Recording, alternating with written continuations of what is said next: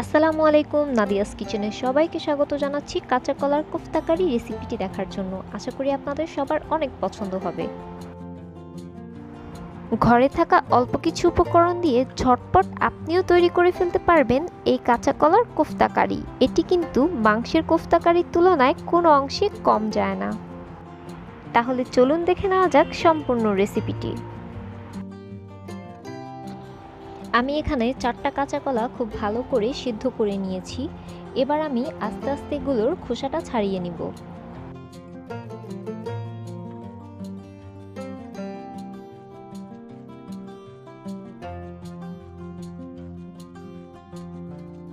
খোসা ছাড়ানো শেষে কলাগুলোকে আমি খুব ভালোভাবে ম্যাশ করে নিব। এটা চাইলে আপনারা হাত দিয়ে অথবা চামচ দিয়ে করতে পারেন।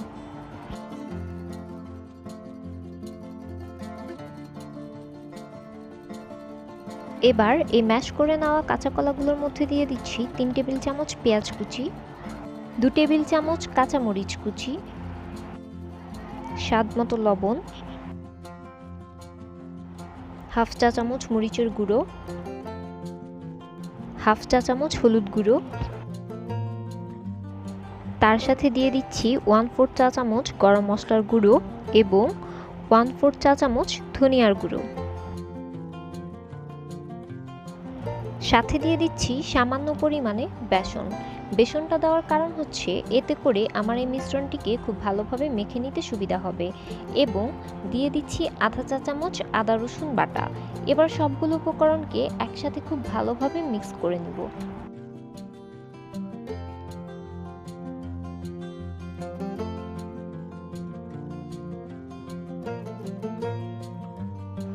আমার মিশ্রণটি খুব ভালোভাবে মাখানো হয়ে গিয়েছে। এখন আমি হাতের তালুতে সামান্য পরিমাণে তেল নিয়ে এখান থেকে অল্প পরিমাণে মিশ্রণ নিয়ে আস্তে আস্তে কোফতার শেপ করে নিলাম। এভাবে করে আমি সবগুলো কোফতা বানিয়ে নিয়েছি। আমি কিন্তু কোফতাগুলোকে খুব বেশি বড়ও করিনি, আবার খুব বেশি ছোটও করিনি। আপনারা আপনাদের পছন্দ মতো সাইজে বানিয়ে নেবেন।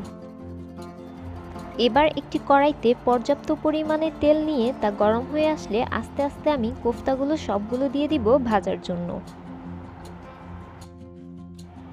এই পর্যায়ে অবশ্যই চুলার আঁচ থাকবে মিডিয়াম লোতে। একটা পাশ ভাজা হয়ে গেলে অপর পাশ উল্টে দিতে হবে। এভাবে করে উল্টে পাল্টে প্রায় 5 থেকে 6 মিনিটের মতো আমার কোফতাগুলোকে ভাজতে সময় লেগেছে।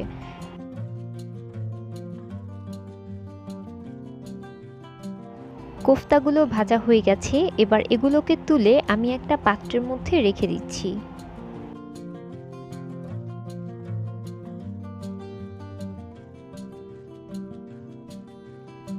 যেই পাত্রে আমি কোফতাটা ভেজেছিলাম সেই পাত্রের মধ্যেই এখানে আমি ফোড়নের জন্য সামান্য পরিমাণে জিরা দিয়ে দিয়েছি।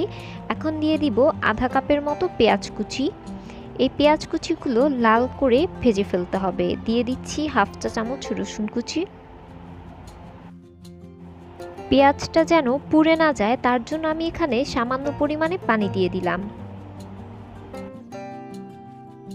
এই পর্যায়ে আমি পেঁয়াজগুলোর সাথে হাফ চা চামচ আদা রসুন বাটা অ্যাড করে নিচ্ছি। আদা রসুনের কাঁচা গন্ধটা চলে না যাওয়া পর্যন্ত এটাকে ভাজতে হবে। এবার এর মধ্যে আমি দিয়ে দিচ্ছি হাফ চা চামচ লাল মরিচের গুঁড়ো, হাফ চা চামচ হলুদের গুঁড়ো। এই হলুদ এবং মরিচ কিছুক্ষণ তেলে ভেজে নিলে এর কালারটা খুব সুন্দর আসে। প্রায় 10 থেকে 15 সেকেন্ড পর আমি এখানে সামান্য পরিমাণে পানি অ্যাড করে দিচ্ছি যাতে হলুদ মরিচের গুঁড়োটা পুড়ে না যায়।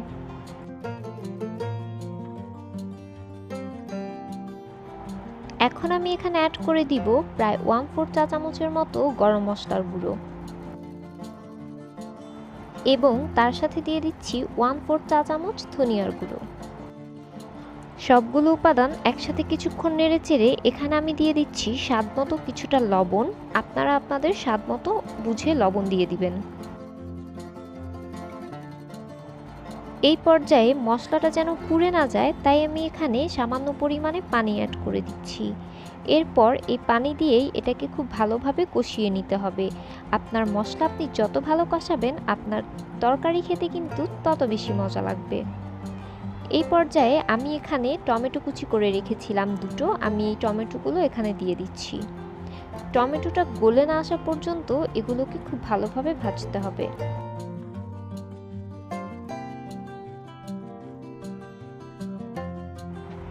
আমার এই টমেটো গলতে প্রায় 8 থেকে 10 মিনিটের মতো সময় লেগেছে। এই পর্যায়ে আমি এখানে অ্যাড করে দিচ্ছি প্রায় 6-7টা আস্ত কাঁচামরিচ। আমি এই কাঁচামরিচগুলোকে নিচে থেকে কিছুটা কেটে দিয়েছি। এতে করে কাঁচামরিচের ভেতরের যে সুন্দর ফ্লেভারটা এটা মশলার সাথে খুব ভালোভাবে মিশে যাবে। এখন আমি এখানে আরও কিছুটা পানি দিয়ে এই মশলাটাকে ঢাকনা দিয়ে রেখে দিব প্রায় 10 থেকে 12 মিনিটের মতো, যাতে করে আমার মশলাটা খুব ভালোভাবে কষানো হয়ে যায়।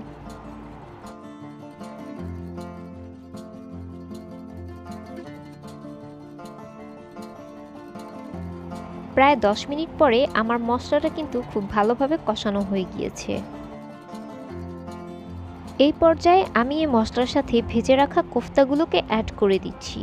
খুব ভালোভাবে নেড়েচেড়ে মিক্সড করে দিব, যাতে কোফতাগুলো সবগুলোর গায়ে মশলাটা খুব ভালোভাবে মিশে যায়।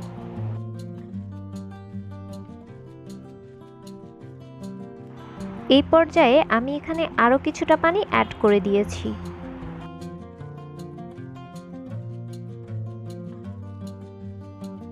কোফতাগুলোকে উল্টে পাল্টে আমি আরও 10 মিনিটের মতো এগুলোকে রান্না করে নিয়েছি। দেখুন আমার কোফতাগুলো প্রায় হয়ে গিয়েছে। এই পর্যায়ে চুলার আঁচটা একদম লো করে দিয়ে আমি এই কোফতাগুলোকে ঢেকে দমে রেখে দিব প্রায় 10 থেকে 15 মিনিটের জন্য। এতে করে কোফতার ফ্লেভারটা অনেক পরিমাণে বেড়ে যাবে। 10 থেকে 15 মিনিট পরে দেখুন আমার কোফতাটা সম্পূর্ণভাবে রেডি হয়ে গিয়েছে। ব্যাস তৈরি হয়ে গেল আমার কাঁচা কলার কোফতা কারি। এটি খেতে খুবই সুস্বাদু এবং মজাদার, আপনি না খেলে বুঝতেই পারবেন না। আজকে আমার এই রেসিপিটি অবশ্যই বাসায় ট্রাই করবেন এবং আমার রেসিপিটি আপনাদের কেমন লাগলো অবশ্যই কমেন্ট করে আমাকে জানাবেন। সবাই খুব ভালো থাকবেন। আল্লাহ হাফেজ।